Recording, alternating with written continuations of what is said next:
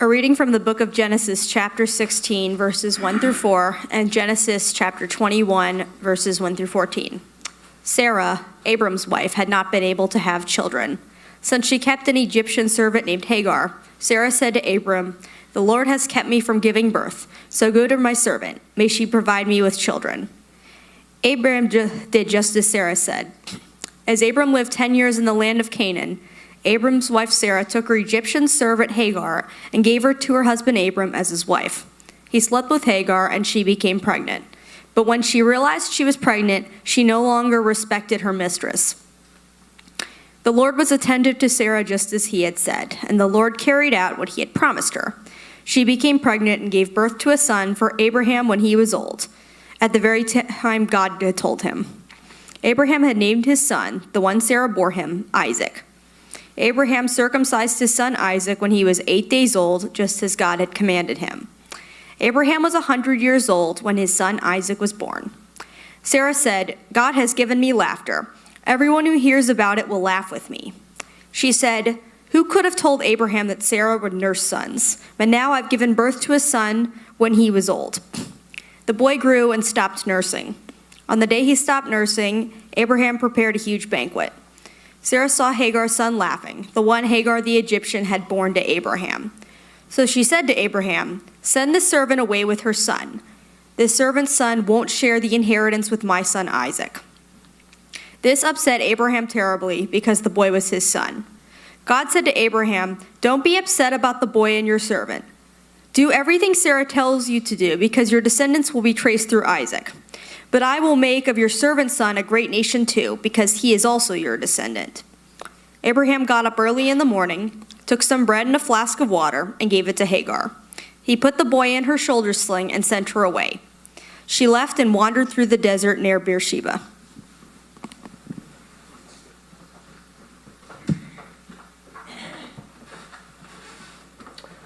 Well, what a story that is, huh?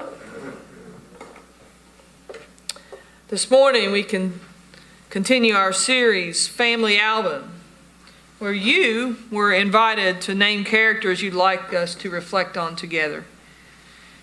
Our friend Diane Benaziak put in a request for what I believe to be two of the most interesting and important biblical characters that we have. And I was glad that Diane included them as a couple versus as individuals, because as we'll learn, their lives were intertwined in a big way.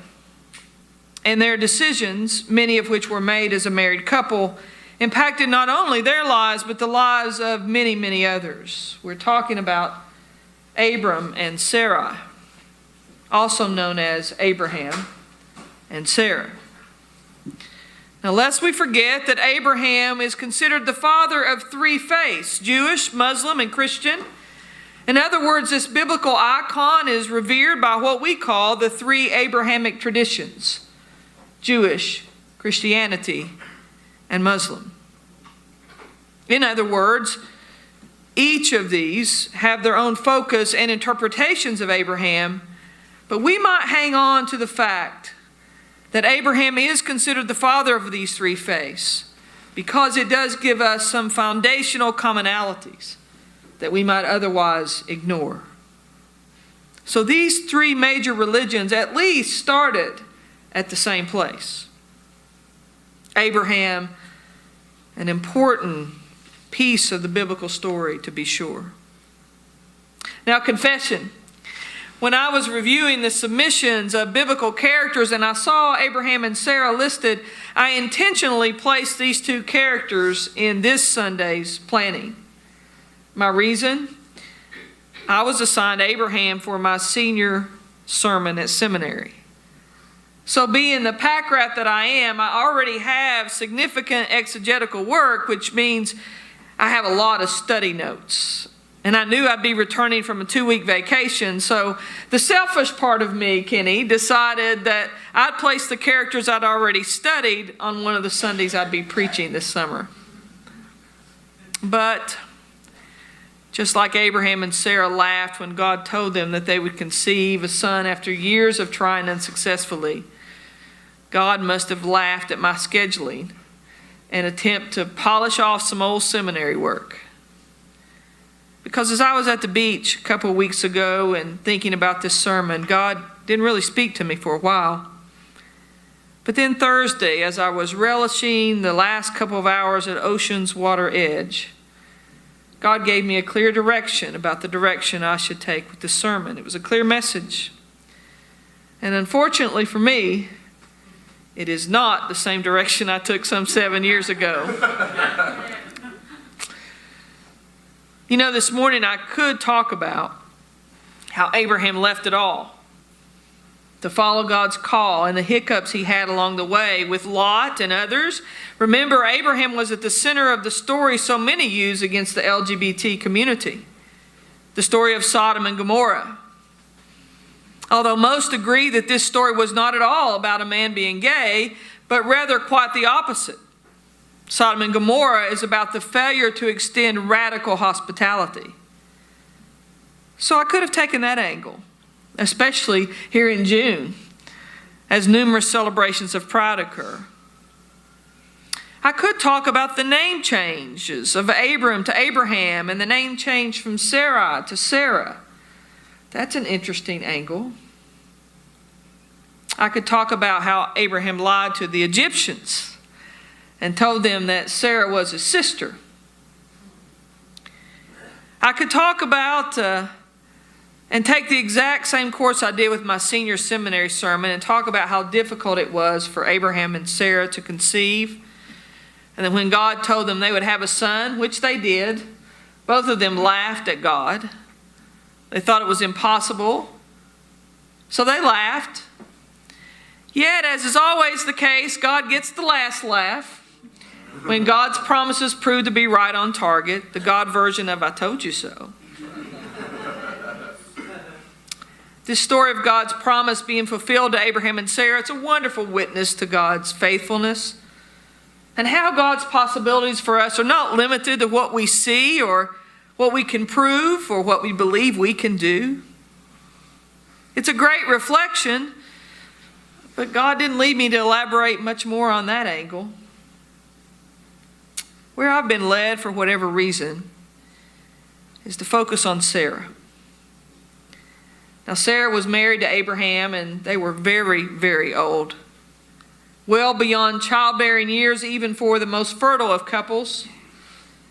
Sarah had followed Abraham on this bizarre call of God to leave home, and, well, in truth, she didn't have much choice.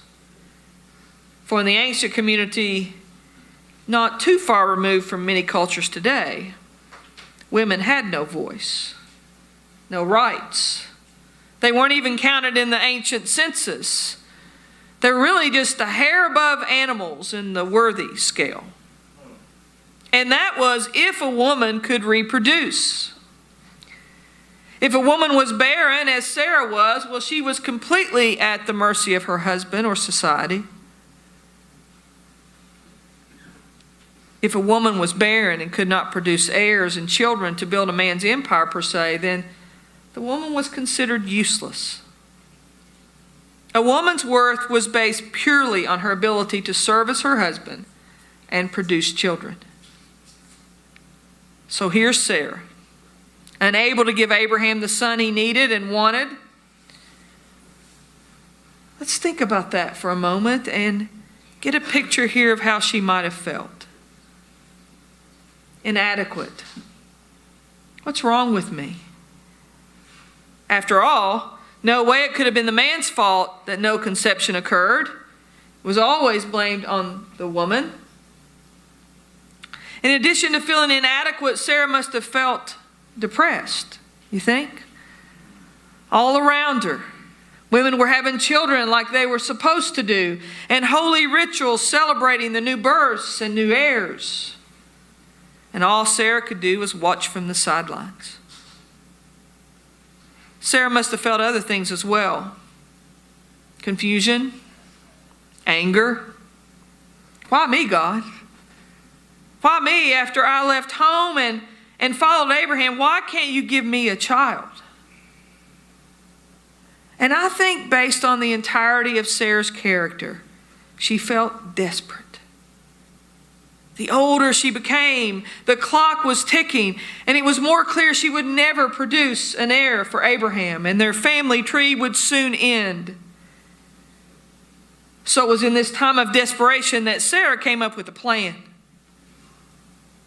Now remember, we're still talking about the ancient community. And remember, in some ways that community doesn't seem too far off from the community of today. Abraham did have some wealth measured by livestock in his ownership of slaves. And so Sarah's plan was to use one of the female slaves. With authenticity, we should admit that this plan was also used in our own country's history. So as the story goes, Sarah gives her husband, Abraham, she gives him permission to have relations with her slave girl Hagar. Note, Hagar was not consulted. Fast forward to Hagar giving Abraham what Sarah could not, a son, Ishmael, a male heir. It didn't take long for Sarah to conclude that her idea was perhaps not such a good one. At least not for Sarah. Very quickly she became jealous of Hagar and her young son. And as Stephanie read the story,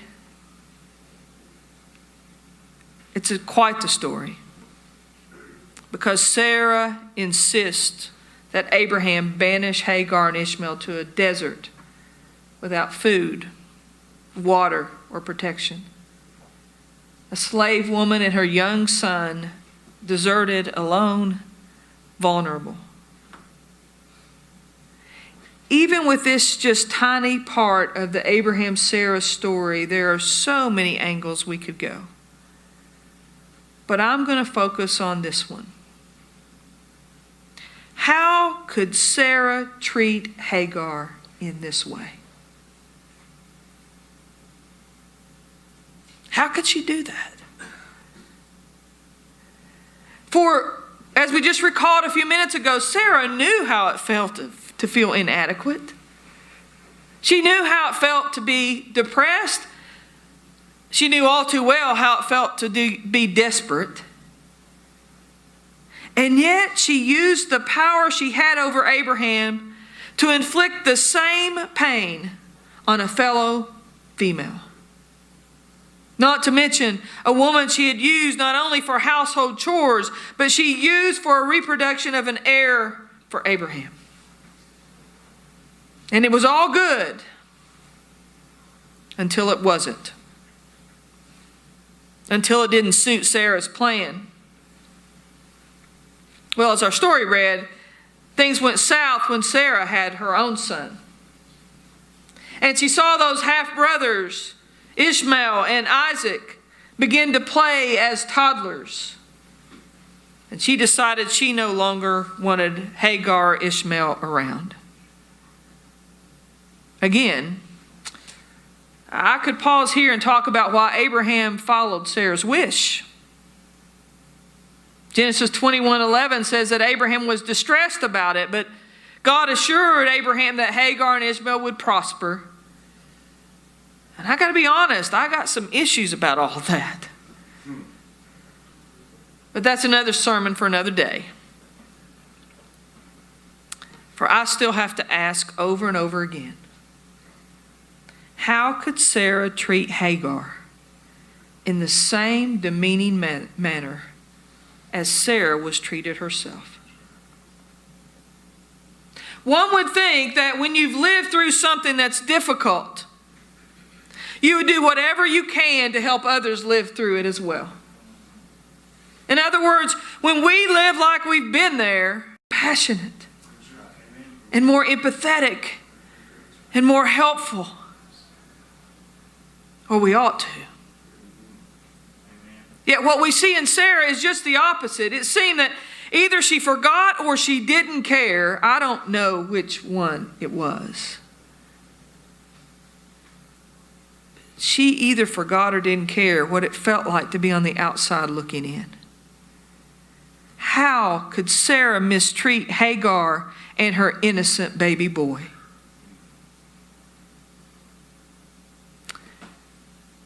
How might we treat the Hagars and Ishmaels of our world?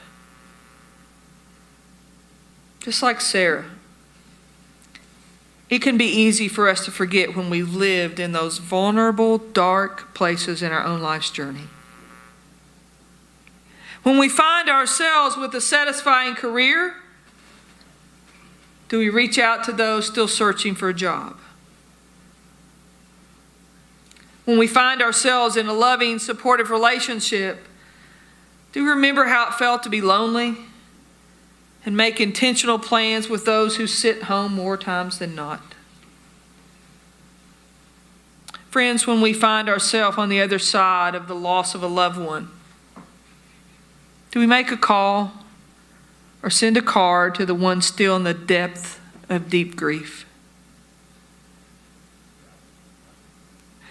When we find ourselves reaping the benefits of the legal right to marry, are we on the front lines working for justice for the refugee or the immigrant or the person treated with racial injustice? Friends, we're called to live like we've been there. We're called to live like we've been in tough times relative to how we act toward others having difficult stretches. We should never forget where we've been and what we've lived through. And in that remembrance, we're called to stand together and take action for and with one another. Sarah didn't remember, didn't care what she'd lived through. I'm not sure which. But what we know is that Sarah, instead of giving thanks for the sacrifice of Hagar and welcoming Hagar and her young son into this extended family, Sarah treated a fellow human being, a fellow woman, with disdain and the ultimate betrayal. Sarah did not live like she had been there. God help us. God help us not to make the same mistake. Amen. One of the songs that was also suggested by our friend that monitors our video every week, Billy, is a song I sang growing up. First sang it standing on a box behind the pulpit. I was so little I couldn't see over the pulpit. They built me a little box. I guess it's also the favorite of my mom that I sang. I know she shared with me that in her difficult stretches, the words of this song got her through a lot. You may know it, and I invite you to sing with me as we get to it, but it's a song that calls us to work, to be God's presence, and to just take the next step in the next hour, one day at a time.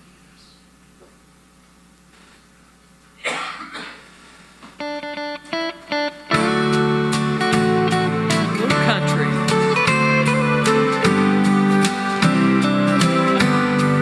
I'm only human. I'm just a woman.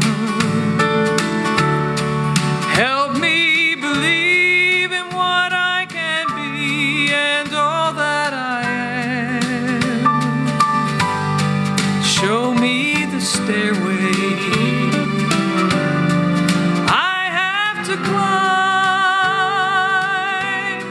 but for my sake, teach me to take one day at a time. One day at a time, sweet Jesus, that's all I'm asking from you. Just give me the strength to do every day what I have to do. Yesterday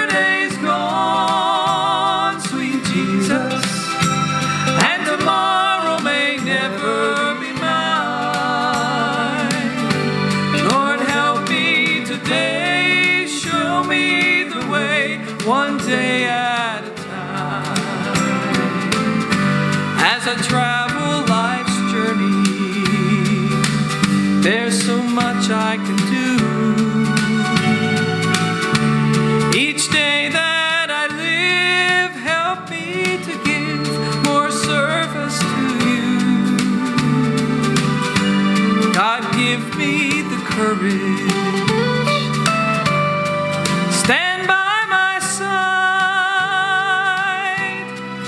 but for my sake, teach me to take one day at a time.